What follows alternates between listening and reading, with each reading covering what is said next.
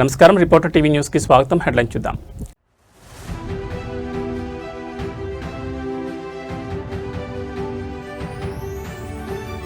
అమరావతికి ముగిసిన చట్టబద్ధత ప్రక్రియ, రాష్ట్రపతి ద్రౌపది ముర్ము ఆమోదముద్ర.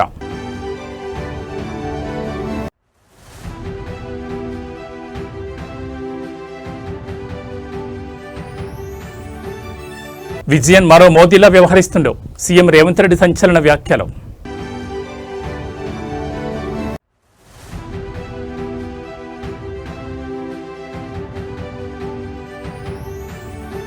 జమ్మలమడుగు రాజకీయంలో ప్రకంపనలు, ఎమ్మెల్యే పదవికి ఆదినారాయణ రెడ్డి రాజీనామా హెచ్చరిక.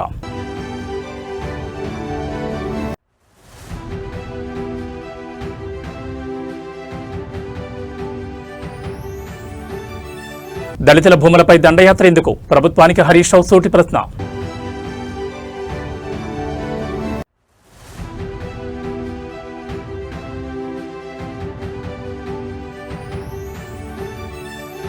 తెలుగు రాష్ట్రాలకు వాతావరణ శాఖ హెచ్చరిక, రానున్న 3 రోజుల పాటు వర్ష సూచన.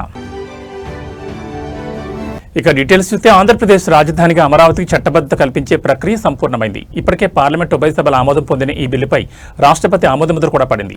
ఏపీ పునర్వ్యవస్థీకరణ చట్ట సవరణ బిల్లు 2026 సోమవారం ఉదయం రాష్ట్రపతి భవన్కు చేరింది. సాయంత్రానికే దీనిపై రాష్ట్రపతి ద్రౌపది ముర్ము సంతకం చేశారు. రాత్రి 10 గంటలకల్లా గెజిట్ నోటిఫికేషన్ కూడా వెలువడింది. దీంతో అమరావతికి కేంద్ర స్థాయిలో చట్టబద్ధమైన రక్షణ లభించినట్లయింది. రాష్ట్రపతి ఆమోదముద్ర అనంతరం భారత ప్రభుత్వ కార్యదర్శి రాజీవ్ మణి ఈ గెజిట్ను విడుదల చేశారు.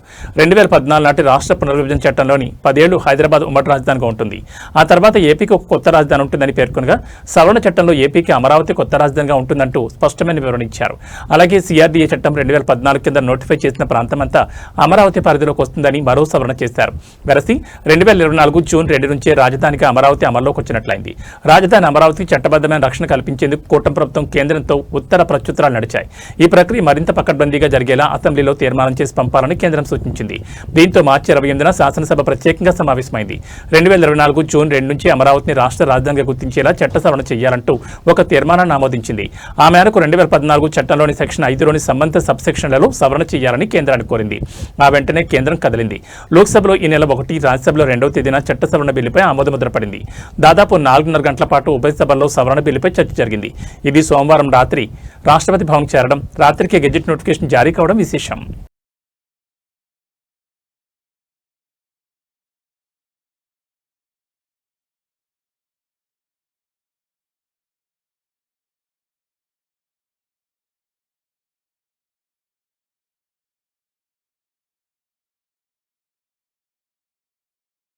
ఆంధ్రప్రదేశ్ రాజధానిపై నెలకొన్న అనిశ్చితికి తెరపడింది. ఏపీ ఏకైక రాజధానిగా అమరావతిని గుర్తిస్తూ ఆంధ్రప్రదేశ్ పునర్వ్యవస్థీకరణ చట్టం 2026కు రాష్ట్రపతి ద్రౌపది ముర్ము ఏప్రిల్ 6న ఆమోదముద్ర వేశారు.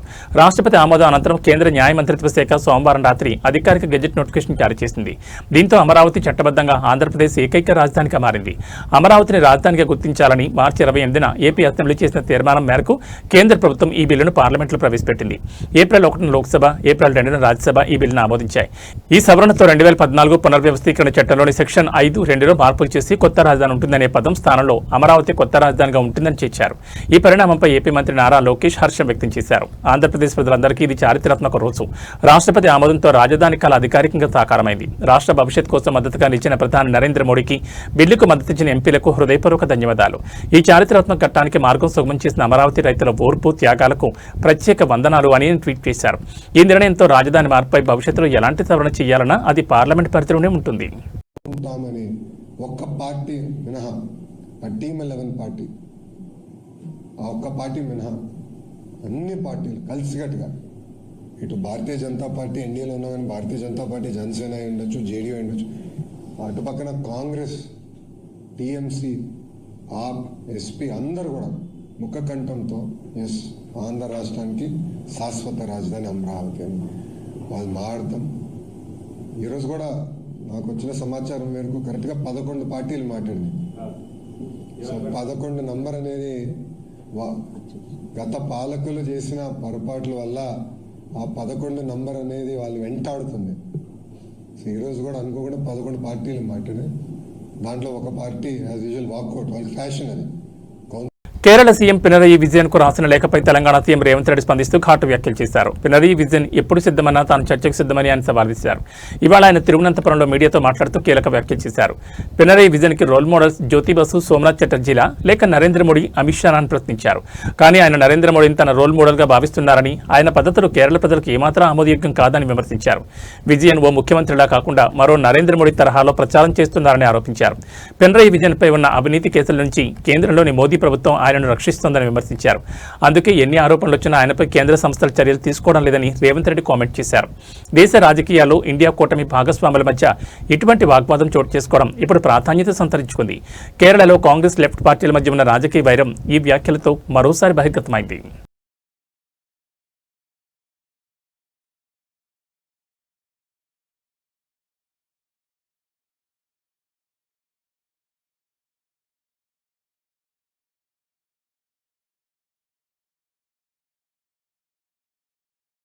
కొందరు తనను ఇబ్బంది పెడుతున్నారంటూ జమ్మలమడుగు ఎమ్మెల్యే ఆదినారాయణ రెడ్డి సంచలన వ్యాఖ్యలు చేశారు. ఇదే పరిస్థితి కొనసాగితే కొంతకాలం చూసి ఎమ్మెల్యే పదవికి రాజీనామా చేస్తానని తేల్చి చెప్పారు. కొన్ని సమస్యలు ఉన్నాయని వాటిని పరిష్కరించాల్సిన బాధ్యత ఉందన్నారు. ప్రజలకు మంచి చేయకపోతే పార్టీ ఎలా బాల్పడుతుందని ప్రశ్నించారు. తనకు పదవుల కంటే ప్రజలు ముఖ్యమన్నారు ఆదినారాయణ రెడ్డి. ప్రజల కంటే తనకు పదవులు ముఖ్యం కాదని, అవసరమైతే ఎమ్మెల్యే పదవికి రాజీనామా చేస్తానంటున్నారు ప్రభుత్వ విప్ ఆదినారాయణ రెడ్డి. తాను అనుకున్నట్లుగా వ్యవస్థ సరిగా లేకపోతే రాజీనామా చేస్తానన్నారు. తాను కూడా కూటమిలో ఉన్నారని, కానీ కొందరు తనను ఇబ్బంది పెడుతున్నారని ఆవేదన వ్యక్తం చేశారు. అందుకే 100 రోజుల క్రితమే పదవికి రాజీనామా చేయాలని నిర్ణయించుకున్నట్లు చెప్పుకొచ్చారు. మరి కొంతకాలం చూసి తన ఎమ్మెల్యే పదవికి రాజీనామా చేస్తానని, కానీ పార్టీలోనే ఉంటారని ప్రకటించారు. జమ్మలమడుగులో జరిగిన బీజేపీ కార్యకర్తల సమావేశంలో ఆయన వ్యాఖ్యలు చేశారు. తాను 4 సార్లు ఎమ్మెల్యేగా, మంత్రిగా పనిచేసిన అనుభవం ఉందన్నారు. తన నియోజకవర్గంలో పనులు ఖచ్చితంగా జరగాల్సిందేనని తేల్చి చెప్పారు. గండికోట జలాశయం ముంపువాసుల సమస్యను ఆదినారాయణ రెడ్డి ప్రస్తావించారు. గండికోట జలాశయం కోసం త్యాగాలు చేసిన వారి తరపున పోరాడతానన్నారు. వారికి న్యాయం చేయాలని కోరారు. ముంపువాసుల త్యాగంతోనే తమ ప్రాంతానికి నీళ్లు వస్తున్నాయన్నారు. వారికి పరిహారం మొత్తం చెల్లించాలని కోరారు. శ్రీశైలం కుడికాలువ నిర్మాణం, ఆర్టీపీపీలో ఉద్యోగాల వంటి సమస్యలపై తాను పోరాటం చేస్తున్నానన్నారు. స్థానికంగా కొన్ని రాజకీయ సమస్యలున్నాయని, అవసరమైతే తాను పార్టీ పదవుల కంటే ప్రజలే ముఖ్యమని భావించే వ్యక్తినన్నారు. రాజీనామా చేస్తానని తేల్చి చెప్పారు. మంచి చేయకపోతే పార్టీ ఎలా బలపడుతుందని ఆదినారాయణ రెడ్డి వ్యాఖ్యానించారు.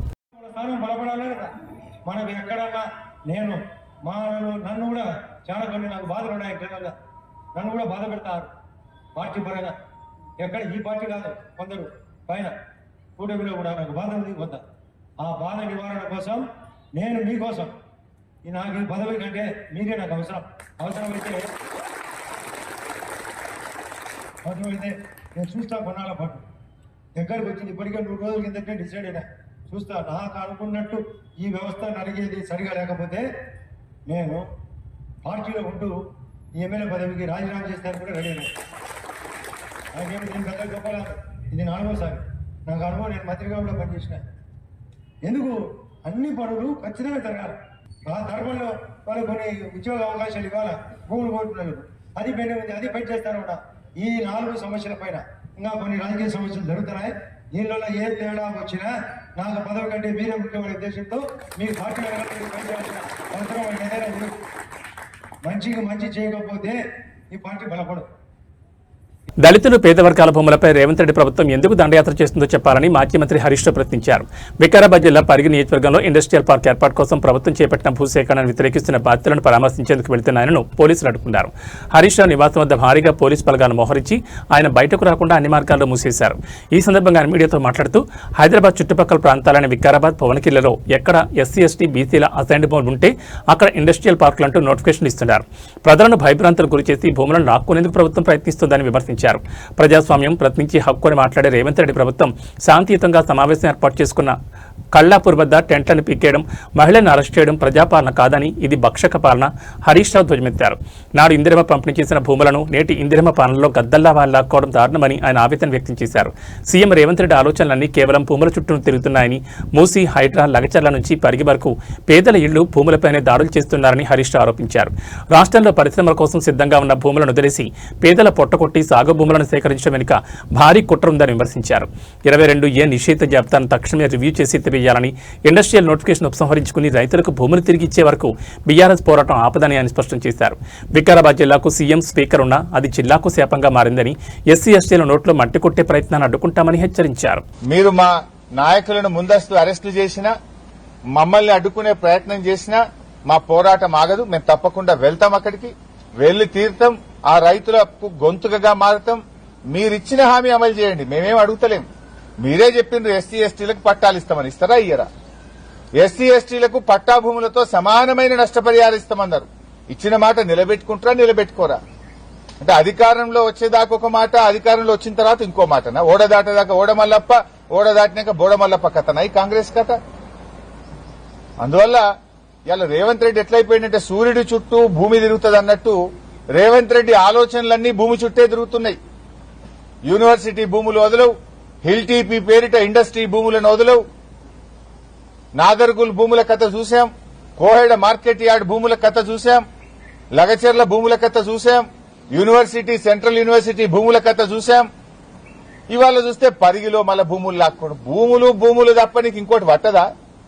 నువ్వు పాలన చేయవయా అంటే భూములు లాక్కోవడం ఏంది? హైదరాబాద్లోని ప్రముఖ విద్యాసంస్థ కూకట్పల్లి జేఎన్టీయూలో బాంబు కలకలం రేగింది. యూనివర్సిటీ అధికారిక వెబ్సైట్కు గుర్తు తెలియని వ్యక్తి బాంబు బెదిరింపు మెయిల్ పంపడంతో ఒక్కసారిగా కలకలం మొదలైంది. సమాచారం అందుకున్న వెంటనే పోలీసులు బాంబ్ డిస్పోజబుల్ స్క్వాడ్ బృందాలు క్యాంపస్కు చేరుకున్నాయి. యూనివర్సిటీకి వచ్చిన ఈ బెదిరింపు మెయిల్ నేపథ్యంలో పోలీసులు అప్రమత్తమయ్యారు. క్యాంపులోని ప్రధాన భవనాలు, క్లాస్ రూమ్లు మరియు హాస్టల్ ప్రాంగణాల్లో బాంబు స్క్వాడ్ క్షుణ్ణంగా తనిఖీలు నిర్వహిస్తోంది. విద్యార్థులు మరియు అధ్యాపకులు భయాందోళనకు గురికావద్దని అధికారులు సూచిస్తున్నారు. ఈ మెయిల్ ఎక్కడి నుంచి వచ్చింది, ఎవరు పంపించారు అనే కోణంలో పోలీసులు ఐపీ అడ్రస్ ఆధారంగా దర్యాప్తు చేస్తున్నారు. పరీక్షల సమయంలో విద్యార్థులను ఆందోళన గురి చేయడానికి ఎవరైనా ఆకతాయిలు చేసిన పనేనా అనే కోణంలోనూ విచారణ కొనసాగుతోంది.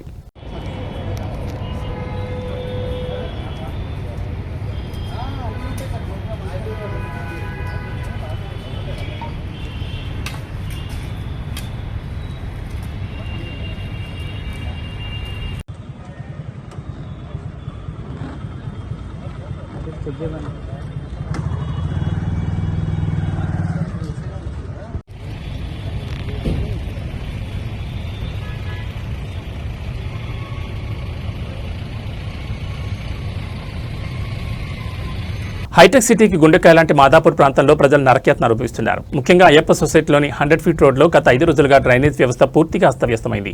మురుగునీరు రోడ్లపై ఉప్పొంగి ప్రవహిస్తుండటంతో స్థానికులు, వాహనదారులు బెంబేలెత్తిపోతున్నారు. గత 5 రోజులుగా డ్రైనేజ్ లీక్ సమస్య పరిష్కారానికి నోచుకోలేదు. రోడ్డుపై మురుగునీరు చేరడంతో వాహనదారులు ఇబ్బందులు పడుతున్నారు. ముఖ్యంగా ద్విచక్ర వాహనదారులు జారి పడే ప్రమాదం పొంచి ఉంది. విపరీతమైన దుర్వాసనతో స్థానికులు నెలలో ఉండలేకపోతున్నారు. అంటువ్యాధులు ప్రబలే అవకాశం ఉందని ప్రజలు ఆందోళన వ్యక్తం చేస్తున్నారు. కాలనీలన్నీ జలమయం కావడంతో కనీసం నడిచి వెళ్లే పరిస్థితి కూడా లేదు. మాదాపూర్ అంటేనే ఐటీ హబ్, కానీ ఇక్కడ పరిస్థితి చూస్తుంటే ఏదో మారుమూల గ్రామం కంటే అధ్వాన్నంగా తయారైంది. అయ్యప్ప సొసైటీ 100 ఫీట్ రోడ్లో డ్రైనేజ్ పైపులు పగిలిపోవడంతో మురుగునీరు చెరువును తలపిస్తోంది. 5 రోజుల నుంచి ఫిర్యాదులు చేస్తున్నా జీహెచ్ఎంసీ అధికారులు మాత్రం నిమ్మకు నీరెత్తినట్లు వ్యవహరిస్తున్నారని స్థానికులు మండిపడుతున్నారు. దుర్వాసన భరించలేక ముక్కు మూసుకుని ప్రయాణించాల్సిన దుస్థితి నెలకొంది. చిన్నపిల్లలు, వృద్ధులు ఈ నీటి వల్ల వ్యాధుల బారిన పడే ప్రమాదం ఉందని కాలనీవాసులు ఆవేదన వ్యక్తం చేస్తున్నారు.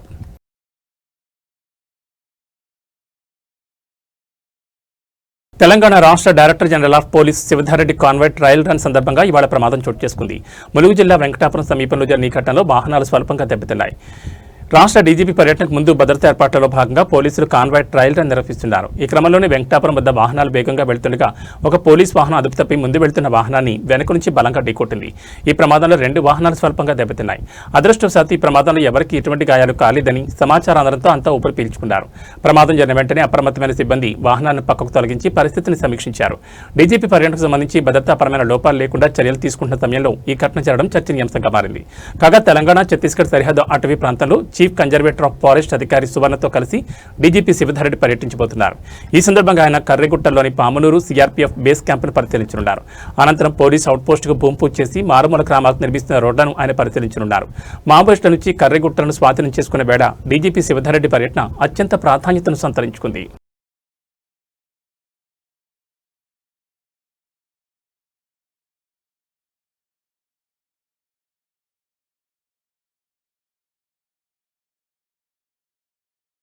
రాష్ట్రంలో క్రైమ్ రేట్ రోజురోజుకు పెరుగుతోంది. వివాహేతర సంబంధాలు, భూ వివాదాలు, పర్సనల్ పగలు ఇలా రకరకాల కారణాలతో ప్రతిరోజు దారుణమైన హత్యోదంతాలు వెలుగు చూస్తున్నాయి.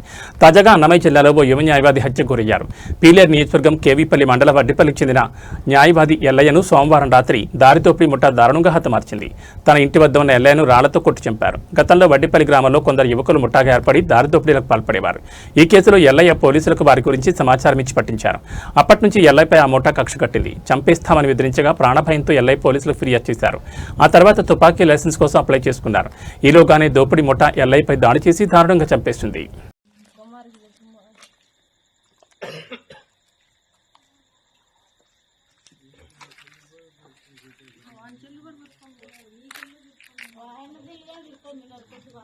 ఫోన్ చేస్తాడు అందరికీ.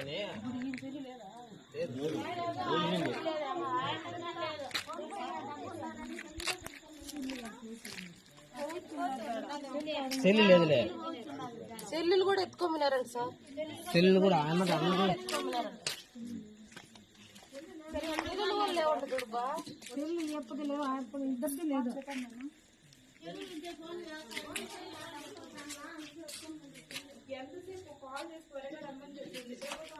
సార్ ఇక్కడ పొడవలు హ్యాండ్ ఓవర్ చేసుకోండి. లేదు మేము అంటుకోలేదు సార్.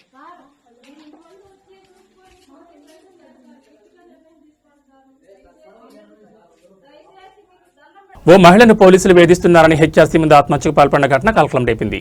కవాడిగూడ ప్రాంతానికి చెందిన మహిళ గాంధీనగర్ పోలీసులు తనను వేధిస్తున్నారని నాంపల్లి తెలంగాణ రాష్ట్ర మానవ హక్కుల కమిషన్ ముందు పెట్రోల్ పోసుకుని ఆత్మహత్యకు యత్నించిన ఘటన మంగళవారం చోటు చేసుకుంది.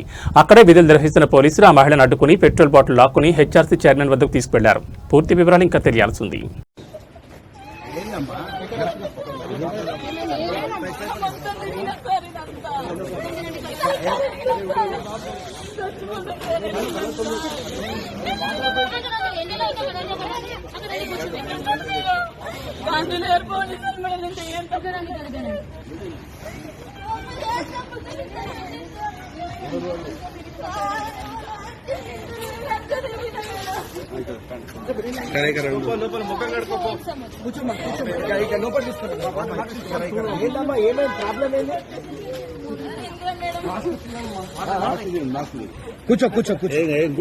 మహిళలకు ఉచిత బస్సు ప్రయాణ సౌకర్యం కల్పించాక ఆర్టీసీ బస్సులు రణరంగంగా మారుతున్నాయి. ఈ క్రమంలోనే టికెట్ విషయంలో జరిగిన చిన్నపాటి వివాదం చిలికి గాలివాన్లా మారింది.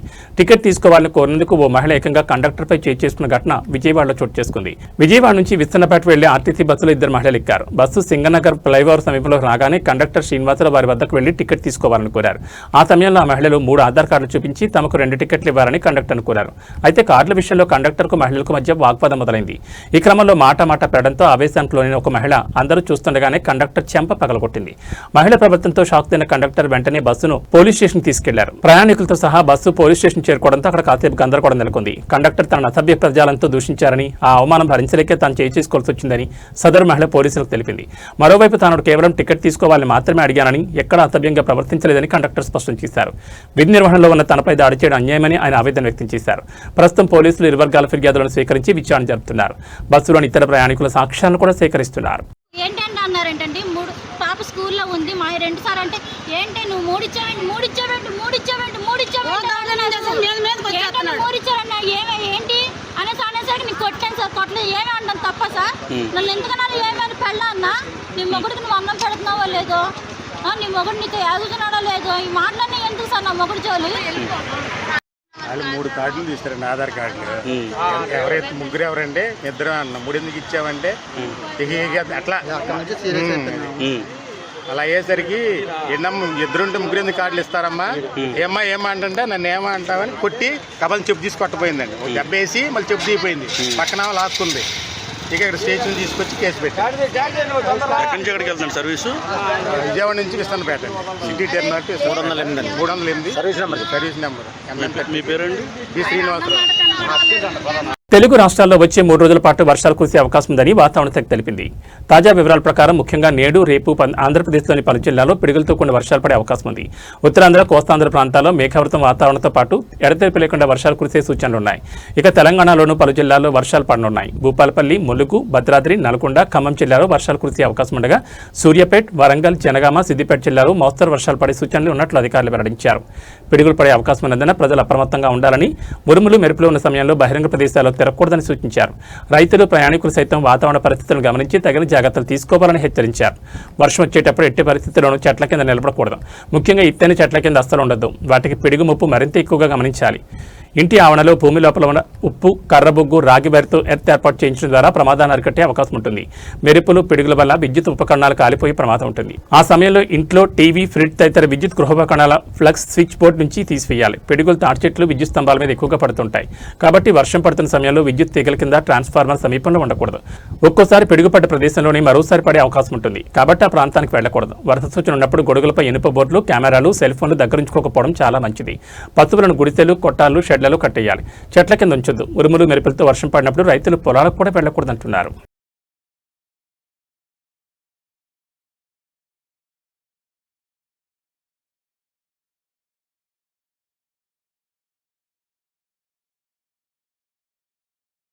ఏబీ బులెటిన్ విశేషాలు. నమస్కారం.